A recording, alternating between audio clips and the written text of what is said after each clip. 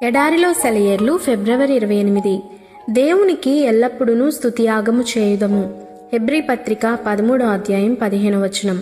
ఒక దైవ సేవకుడు చీకటిగా మురికి వాసన కొడుతున్న ఒక చిన్న గుడిసెలోనికి తొంగి చూశాడు. ఎవరు బాబు అది అంటూ ఒక నీరసమైన స్వరం వినబడింది. అగ్గిపుల్ల వెలిగించేసరికి అవసరాలతో బాధలతో శుష్కించిపోయిన ఒక ముసలి ఆకారం కనిపించింది. నల్లగా ముడతలు పడిపోయిన ముఖంలో జాలిగా బేలగా ప్రశాంతంగా చూసే కళ్ళు. ఆ కుక్కి మంచం మీద పడి ఉన్న ఒక ముసలవ్వ. ఫిబ్రవరి నెల చలి వణికించేస్తున్న ఆ గుడిసెలో చలి కాచుకునేందుకు కుంపటి లేదు. ఆమెకు తినడానికి తిండి లేదు. ఆమెకి ఉన్నదల్లా రెండు కీళ్లవాతం, దేవునిపై విశ్వాసం. ఇక అంతకంటే దిక్కులేని స్థితిలో మరెవరూ ఉండరు.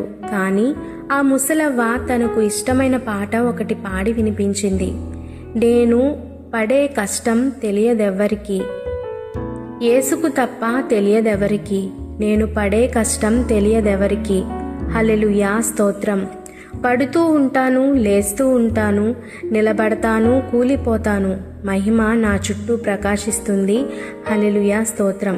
ఇలా సాగిపోతుంది. నేను చేసే పనెవరూ చూడరు, నా బాధలెవరికీ తెలియవు. మళ్ళీ వెంటనే హల్లెలూయా, స్తోత్రం. ఇక చివరి చరణం చూడండి. నాకున్న సంతోషం తెలియదెవరికి, యేసుకు తప్ప తెలియదెవరికి అని. ఎటుబోయినను శ్రమపడుచున్నను ఇరికింపబడు వారము కాము. అపాయములో ఉన్నను కేవలము ఉపాయము లేని వారము కాము. తరుమబడుచున్నను దిక్కులేని వారము కాము. పడద్రోయబడినను నశించువారము కాము. ఆ ముసలవ్వకున్న ఆనందాన్ని అర్థం చేసుకోవాలంటే ఈ వాక్యాన్ని గుర్తు చేసుకోవాల్సిందే. మార్టిన్ లూథర్ తన మరణశయ్య మీద ఉన్నాడు. బాధతో మూలుగుతూ ఆ బాధలోనే 4 మాటలు చెప్పగలిగాడు. ఈ బాధలన్నీ ప్రెస్లో కంపోజర్లు టైపు సెట్టింగ్ చేయడం లాంటివి.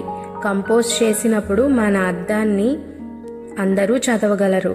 కానీ అప్పటిదాకా కూడా మనం ఆగనక్కర్లేదు. తుఫాను వస్తున్నప్పుడు ఓడలో తిరుగుతూ నావికులకి ధైర్యం చెప్తున్న పౌలు విషయం ఊహించండి.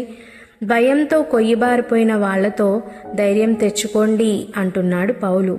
లూథరు, ఆ ముసలి నిగ్రో స్త్రీ, వీళ్ళంతా వికసించిన సూర్యకాంతి పుష్పాలు. ఆమెన్.